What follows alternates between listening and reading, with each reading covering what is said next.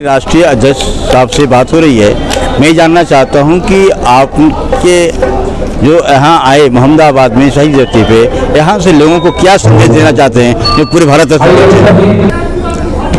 सम्मानित मीडिया बंधुओं को विशेष करके मैं बताना चाहता हूं, मैं all India life insurance agent association का राष्ट्रीय अध्यक्ष एस.एल. ठाकुर आज इस क्रांतिकारी धरती पर उपस्थित होकर के और अभिकर्ताओं की शपथ ग्रहण समारोह में मैं मुख्य अतिथि के रूप में रहा। पूरे देश के अंदर जागरूकता अभियान अभिकर्ताओं द्वारा चलाया जा रहा है। उसी कड़ी में हमारी विजिट है। भारत सरकार की नीतियों को लेकर के विशेष करके भारतीय जीवन बीमा निगम के अस्तित्व की रक्षा को लेकर के हम लड़ाई के मैदान में हैं। भारत सरकार की विनिवेश नीति FDI सहित GST नीति का हम सभी विरोध करते हैं और साथ ही भारतीय जीवन बीमा निगम अध्यक्ष को भी चार्टर ऑफ डिमांड पर विचार करने के लिए विवश करना चाहते हैं कि अभिकर्ताओं को वो सारी सुविधाएं मिलनी चाहिए जो एक वेतनभोगी कर्मचारी को मिलती है। अभिकर्ताओं की वेदना को समझने की जरूरत है प्रबंधन भारतीय जीवन बीमा निगम को कि किस मुसीबत से किस परेशानियों को झेलते हुए अभिकर्ता व्यवसाय करता है, लेकिन उसकी लाइफ की कोई गारंटी नहीं है। मैं चाहता हूं कि जिस तरीके से कर्मियों को सुरक्षा मिलती है उस तरीके से अभिकर्ताओं को मिले। इसके लिए 22 सूत्री चार्टर ऑफ डिमांड पेश है, उस पर अविलंब विचार करे उच्च प्रबंधन भारतीय जीवन बीमा निगम। क्या मौजूदा हालात में लाइफ इंश्योरेंस को सरकार खत्म करना चाहती है पूर्ण रूप से प्राइवेटाइजेशन करके? बिल्कुल, सरकार की नीतियां कहीं से भी अच्छी नहीं है। सरकार ने उसी समय इंश्योरेंस सेक्टर को पर अपनी नज़र बैठा रखी जिस समय की FDI के लिए उन्होंने नीतियां बनाई।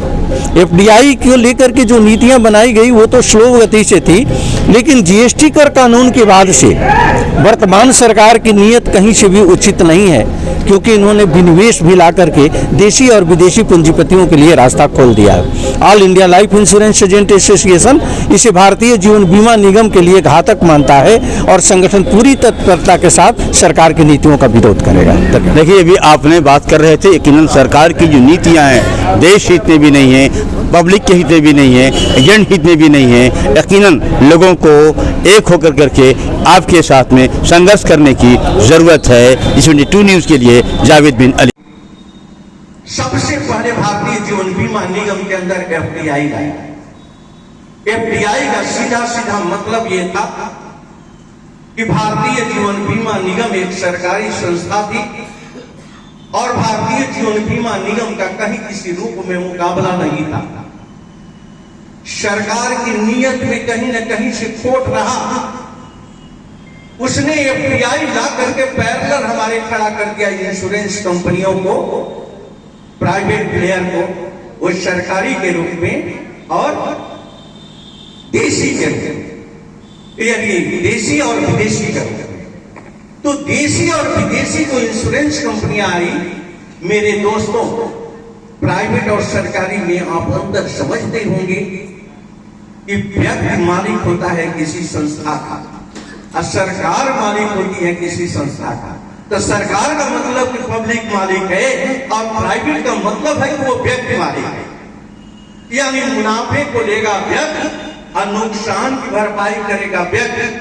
कल के दिन किसी भी षड्यंत्र का शिकार करके जिस तरीके से सहारा है तमाम प्राइवेट कंपनियां रही जिन्होंने के अपना बोरिया बिस्तर सिमटा और सिमट करके अपना समझिए कारोबार बंद कर दिया। सच्चाई है ना? भारत सरकार ने उनको आमंत्रित किया तो उसमें एम्प्लॉइयों ने आवाज उठाया, लेकिन हम खामोश थे। हम इसलिए खामोश थे कि FDI के विषय में हम लोग नहीं समझ पा रहे थे। लेकिन मेरे दोस्तों, आपकी संगठन की आवाज बराबर सरकार के नीतियों के खिलाफ चलता है। तो उसके बाद तो सरकार ने देखा कि FDI पर जो आंदोलन खड़ा होना चाहिए था वो आंदोलन खड़ा नहीं हुआ। उसके बाद स्थिति क्या हुई? उसने GST कर कानून थोप दिया। GST कर कानून, तो GST कर कानून अगर थोपा गया तो मैं पूछना चाहता हूं भारत सरकार से, और भारत सरकार से यह प्रबल तरीके से सवाल उठाया गया है और देश के वित्त मंत्री से लेकर के प्रधानमंत्री इस बात को जानते हैं कि इंश्योरेंस सेक्टर के अंतर्गत जो पॉलिसियां की जाती है वो पॉलिसी कोई वस्तु नहीं है, वो पॉलिसी कोई प्रोडक्ट नहीं है जिस पर की टैक्स एलिजिबिलिटी हो। वो पॉलिसी की सरवाइव करने के लिए अगर सेवा दी जाती है तो भारतीय जीवन बीमा निगम के अंदर सेवा देने वाले अगर एम्प्लॉय है तो वो वेतन पाते हैं और अभिकर्ता है तो कमीशन पाते हैं। हम फ्री में सेवा नहीं देते, तो पॉलिसी होल्डरों के ऊपर सर्विस टैक्स बाद में जीएसटी लागू करना कहां तक उचित है। हम किसी होटल में खाना नहीं खाते हैं कि ट्रांजैक्शन हुआ पैसे का, हमने खाना खाया बदले में पैसा। हम कोई कपड़ा नहीं खरीदते कि कपड़ा हमने खरीदा और बदले में पैसा दिया। दवा की दुकान नहीं है कि दवा हमने खरीदा और हमने पैसा दिया। ये कॉन्ट्रैक्ट बेस है, इकरारनामा है, और उस इकरारनामा के अंतर्गत हम पॉलिसी देते हैं तो उसे एक इकरारनामा पर हम दस्तखत करवाते हैं और एक शर्त होती है। वो शर्त क्या होती है कि आप हमें प्रीमियम देंगे। अब बदले में हम क्या देंगे? बदले में हम देंगे आपको सुरक्षा। आप हमें प्रीमियम देंगे, बदले में हम क्या देंगे? 5 साल के बाद सर्वाइवल बेनिफिट। आप हमें प्रीमियम देंगे, बदले में हम क्या देंगे? आपको लोन देंगे, बदले में सरेंडर देंगे, एक्सीडेंटल डेथ पर पेमेंट देंगे, आफ्टर मैच्योरिटी पेमेंट देंगे। ऐसा ही है ना? तो ऐसा जब है, इकरारनामा है, तो इस पर टैक्स एलिजिबिलिटी बनती कैसे है बताना होगा भारत सरकार। All India life insurance agent association इसका विरोध करता है। आप विरोध करते हैं ना? तो करते हैं तो एक ताली तो बज ही सकती है। समर्थन, आपका सहयोग, आपका समर्थन हम तक पहुंचे। ये गर्जन, ये मेरी खुद की गर्जन नहीं है, आप सबकी ताकत, आप सबकी ताकत है और मेरा समर्पण का भाव है, मेरा लगाव है आपके प्रति, ये त्याग है, तपस्या है, तब ये गर्जन सुनाई पड़ती है। अब मैं आपको बताऊं, अभी 2 अटैक तो किया ही था भारत सरकार ने, कि तीसरा अटैक क्या किया? कोई बताएगा हमें? तीसरा अटैक भारत सरकार का भारतीय जीवन बीमा निगम पर क्या हुआ?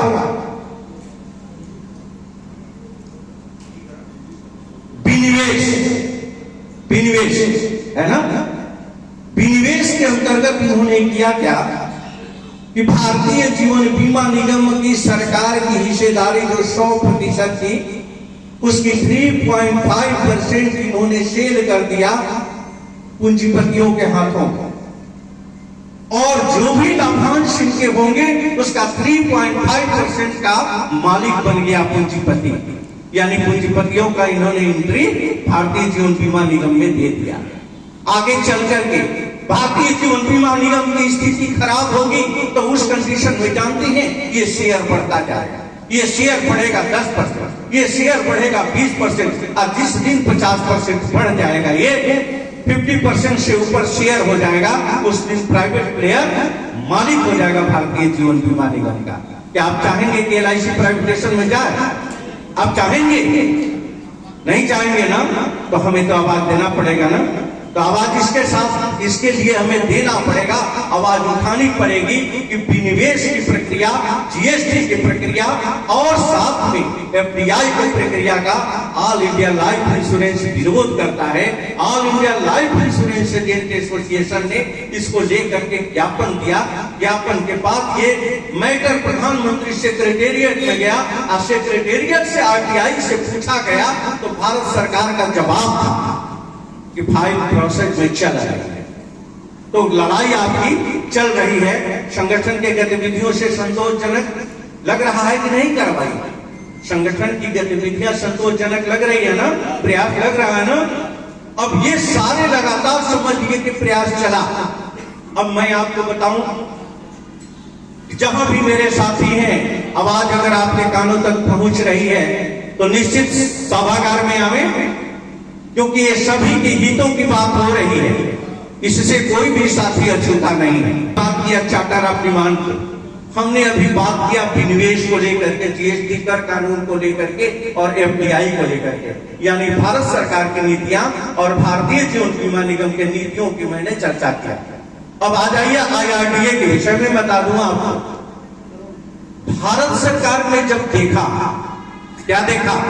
भारत सरकार ने ये देखा कि देश के अंदर अगर एशिया की सबसे बड़ी वित्तीय संस्था भारतीय जीवन बीमा निगम है, तो ये इस स्थिति में अगर स्थापित है तो इसके पीछे लॉजिक क्या है? तो उसको दिखाई दिया कि 13.5 लाख अभिकर्ता भारतीय जीवन बीमा निगम में कार्य करते हैं। कितने? 13.5 लाख अभिकर्ता। तो भारत सरकार की नीतियां यहां पर बिल्कुल गलत है। तो उसने किया क्या? IRDA के ऊपर नकेल कसा।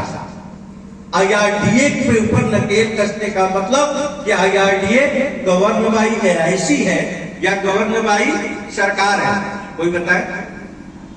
IRDA किससे गवर्न होता है? सरकार। IRDA गवर्न होता है सरकार से। तो अगर IRDA कोई डिसीजन ले लेगा तो भारतीय जीवन बीमा निगम के अधिकारी की हैसियत है तो उसे टाल देगा? नहीं टाल पाएगा। तो इसने प्रहार किया कि अभिकर्ताओं के ऊपर प्रहार करने के लिए अभिकर्ताओं के कमीशन को कम करो। इसने समय भी भारत सरकार ने कहा कि अभिकर्ताओं के कमीशन को कम करो, पोर्टेबिलिटी को लागू करो।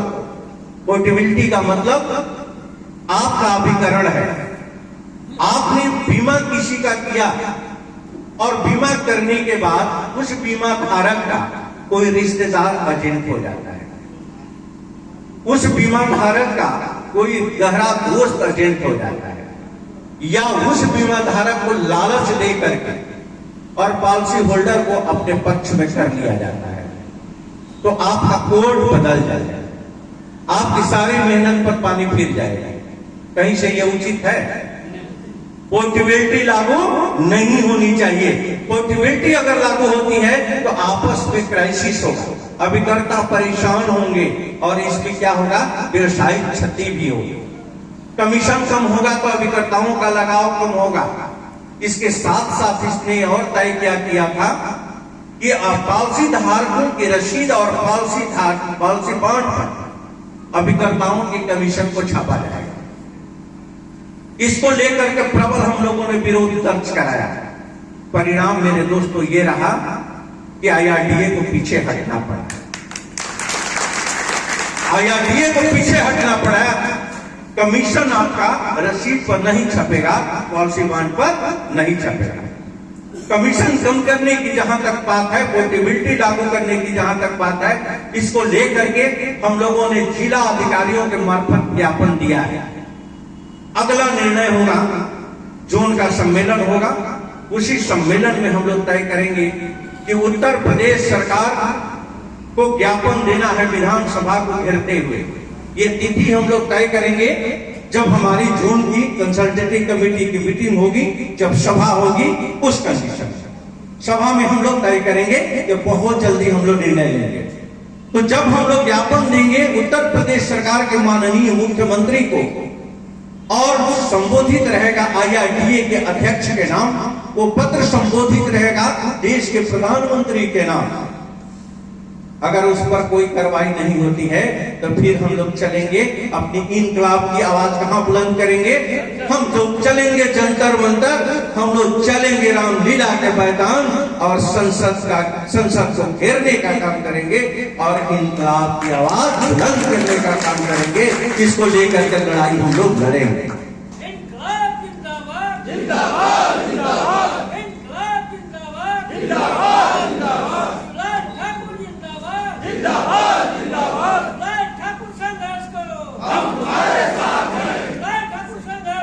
हम तुम्हारे साथ हैं।